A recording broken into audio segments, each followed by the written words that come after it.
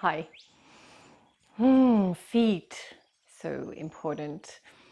I've got three little tips that you might not have thought about when you're doing your yoga practice for how you use your feet. And I'm going to use a eyebrow pencil to draw on my feet and show you. So let's take a look. So what I've done is drawn a little circle around the joint. So if you feel down the long bone of your foot, you can feel that first joint. And then I've drawn a line to join them up. On my foot, it's a little bit curved, might be a slightly different shape. Why this is interesting is we all have different shaped feet. Mine are fairly rectangular, but a bit wider at the front. If you look at your feet, maybe they're quite rectangular, so long and narrow. Maybe they're really triangular. And when we do standing poses like trikonasana, we normally get the instruction that your back foot turns in, say 30 degrees. Just have a look at the line on my foot compared to the edge of the mat now. Okay, so try this next time you're doing your standing posture class and get that line parallel to the edge of the mat and just see what a difference it makes in your ankles when you're practicing your postures. So if I come into Trikonasana, that feels so much more easeful in my foot and my ankle than having my toes turned in.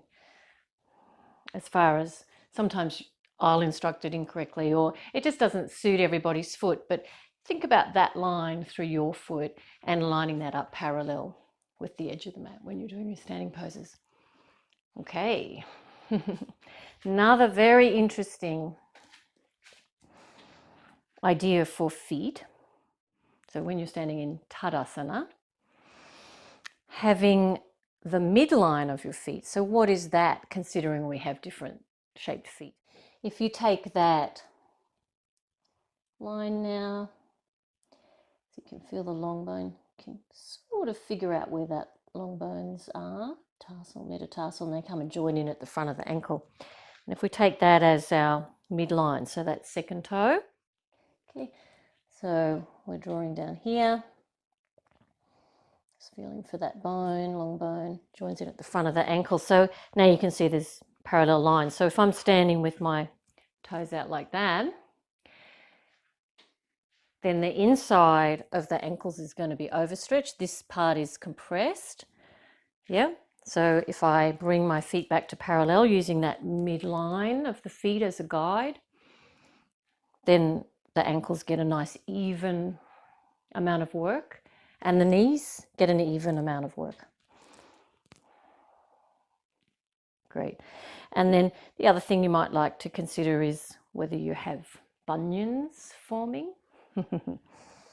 So on this foot, here's the long bone under there, goes off at that angle. Then I can feel the long bones of my toe, and they're pretty much going at the same angle. So no bunion. But this foot, if I'm feeling for the long bone, okay, but this bone goes off at a slight angle. So it's not quite a straight line. Can you see the difference? So how do you fix that? And your toe might go out like this more.